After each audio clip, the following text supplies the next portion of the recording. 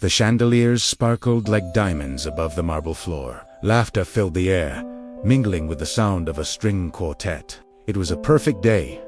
Arthur Harrison, billionaire and widower, stood in the grand family chapel with a proud smile. Beside him, his new partner Brenda cradled their infant son, Noah. The christening marked more than a blessing. It was the final piece of Arthur Isserabill's life, proof that he had moved past the loss of his beloved wife, Caroline. Every guest in the room saw the picture of perfection, wealth, beauty, legacy. But in the back row stood a small figure that didn't belong. Emily Miller, just 8 years old, the housekeeper's daughter. Quiet, thoughtful, always watching. She had seen things no one else had.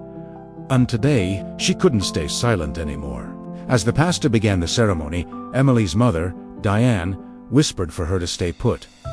But Emily slipped away. Her little shoes made no sound as she crossed the aisle, past rows of silk dresses and polished shoes. When she reached the front, she tugged at Arthur's expensive sleeve. He looked down, startled. "Emily, not now, sweetheart." She rose on her tiptoes, cupped her hand around his ear, and whispered 6 words that froze his blood cold. "That baby isn't yours, Mr. Harrison." The music continued. Guests smiled, but Arthur felt the world stop spinning. He turned to her in disbelief, but Emily's eyes were steady, serious, unflinching, and filled with something far beyond her age. He forced a smile for the guests, his heartbeat pounding like thunder. He finished the ceremony, kissed the baby's head, posed for photographs. But inside, everything had cracked. That night, he couldn't sleep.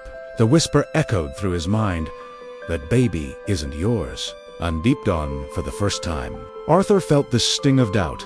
The storm had started again that night, wind against glass, rain whispering through the cracks of the old mansion. Arthur Harrison sat alone in his study, the fire casting long shadows across the walls.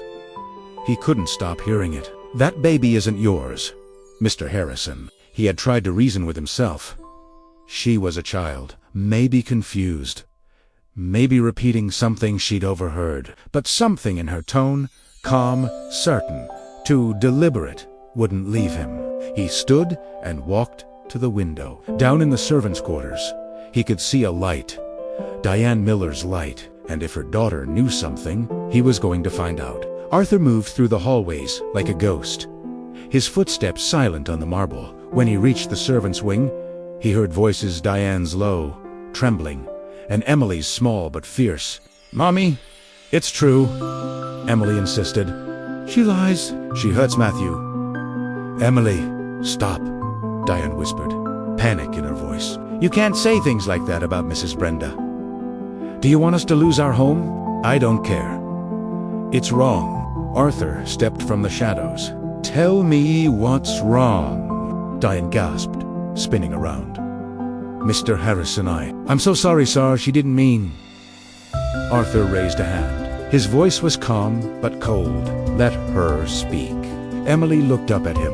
Her small fingers twisted the hem of her dress, but her eyes, those clear, determined eyes, didn't waver. "She said things about Matthew," Emily whispered.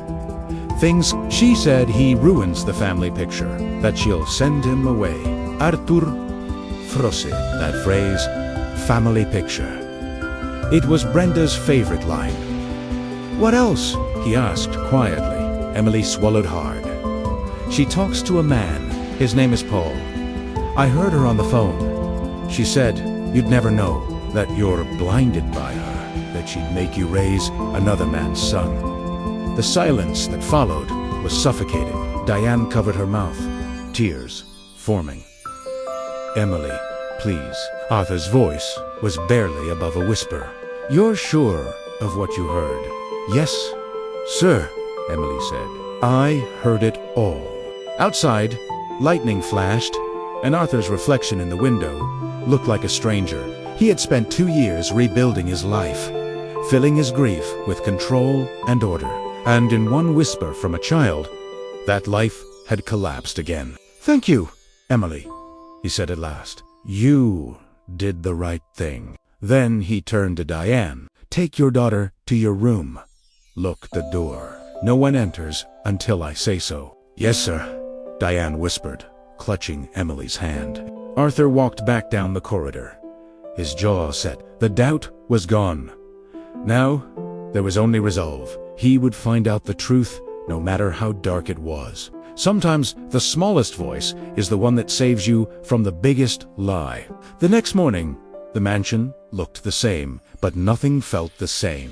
The sunlight poured through the tall windows, turning the marble floor gold, yet to Arthur Harrison, the house felt cold, too quiet, too clean, too staged. Brenda moved through the halls like a queen hosting a kingdom. Her voice was bright, her smile flawless. But now, Arthur heard the cracks. Every laugh felt rehearsed, every glance too careful. He watched her from the doorway of the breakfast room. She bent over the baby's crib, whispering softly, smiling just enough to be seen. It looked perfect, almost too perfect. Matthew sat at the table, untouched plate in front of him. When Brenda looked his way, his shoulders tensed. Arthur finally saw it, the fear in his son's eyes, and it broke him. "Brenda," he said quietly. She turned, still smiling. "Good morning, darling. You missed breakfast." "We need to talk," Arthur said. "Of course," she replied sweetly, brushing a strand of hair from her face. "About what?" He hesitated, watching her. For a second, she looked innocent, radiant. Then he remembered Emily's trembling voice. He'll raise another man's son. Arthur stepped closer. "Who is Paul?" The air between them froze. Brenda blinked once, twice. Thin, low, low. Arthur's voice hardened. "You were seen. In the library, you spoke to him. You said I'd never know the truth." Her eyes darkened, but the smile stayed. "You're listening to servants now?" she said softly. "That's beneath you, Arthur." He didn't answer. He just stared at her, silent, cold, unblinking. For the first time, Brenda looked uncertain. Her fingers tightened on the baby's blanket. Arthur leaned closer. "If you have nothing to hide, then a DNA test will end this."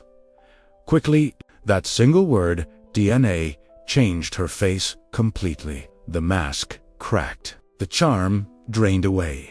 Her lips trembled, then curved into something cruel. "You'd humiliate me?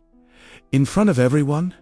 Over a child?" Arthur's eyes didn't move. "Yes. Yes." Brenda took a slow step back, her voice trembling with fury. "You're making a mistake, Arthur. You're destroying this family." He looked around the vast, shining kitchen, the place that had never felt like home. Then he said, quietly, "No. You already did. Sommelieth Thonti fall apart on their own. Sometimes you have to tear them open yourself." The night fell heavy over the mansion. The guests were gone. The laughter, the music, all erased. Only silence remained. Arthur sat in his study, staring at the family portrait on the wall. He had built everything, an empire, a legacy, a new life. But now, it all rested on one truth. The DNA test. Dr. Evans, the family physician, arrived just before midnight. No questions, no small talk, just quiet understanding. Agent Le Swab. One from Arthur, one from Brenda, one from the baby. Then he left, taking the samples, and with them, Arthur's piece. Ours passet. The fire burned low.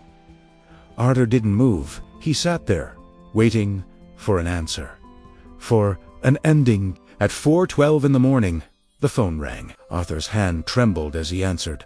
"Arthur," the doctor's voice was steady but heavy. "I ran the test twice. And the child isn't yours." The words landed like a blade.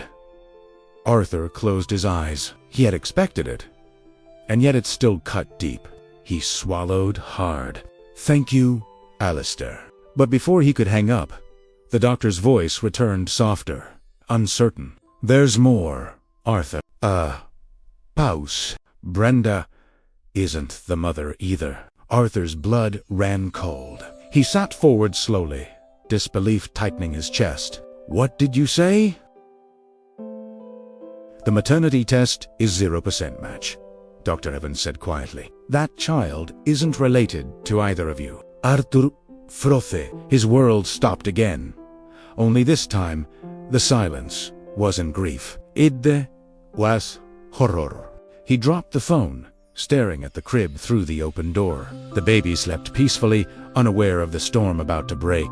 Hours later, Arthur stood before Brenda. Her perfect smile was gone. Her hands shook as he held up the report. "Who is?" Arthur demanded, voice cold, deadly calm. "Where did you get this child?" Brenda backed away, palace marble. "You don't understand. I had to." "Had to what?" he thundered. "Buy a baby? Steal one? Sebroch." The truth poured out in sobs and screams. She'd lost her own pregnancy. She and her lover, Paul, had bought a baby through a black market adoption scheme to keep Arthur's fortune within reach. "You were so broken," she cried, "so desperate for a family. You would have believed anything." Arthur said nothing. The man who had once loved her was gone. Only the father remained the protector. When he finally spoke, his voice was steady. "You'll never step foot in this house again." That night, Brenda was escorted out by the police, silent, furious, and utterly alone. The empire she tried to steal turned its back on her, and for the first time in years, the house was still but not empty. The next morning, Arthur stood in the nursery. He looked down at the baby, small, quiet, innocent, a child born of lies, but not guilty of them.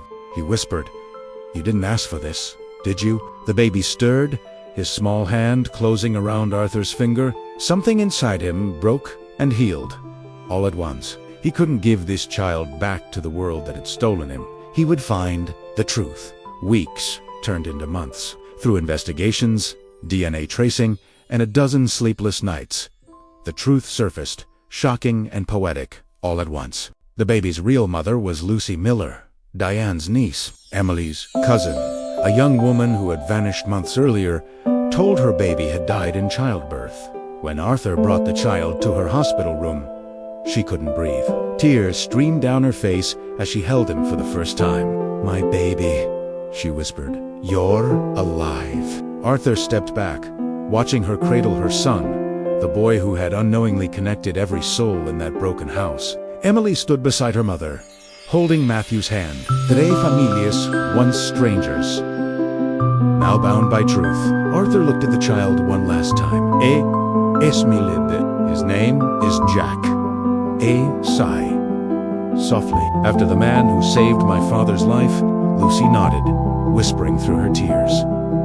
Jack, and just like that, the name carried the weight of every miracle that brought them there. That night, as Arthur drove home, the rain fell again, but it sounded different now, softer, cleansing. He looked in the rearview mirror and saw Matthew asleep in the back seat, Emily's head resting on his shoulder. And for the first time in years, Arthur felt peace. No more Elias, no more illusions, just truth. And a family built from it. Blood doesn't make a family, courage does. And sometimes the smallest voice is the one that saves them all.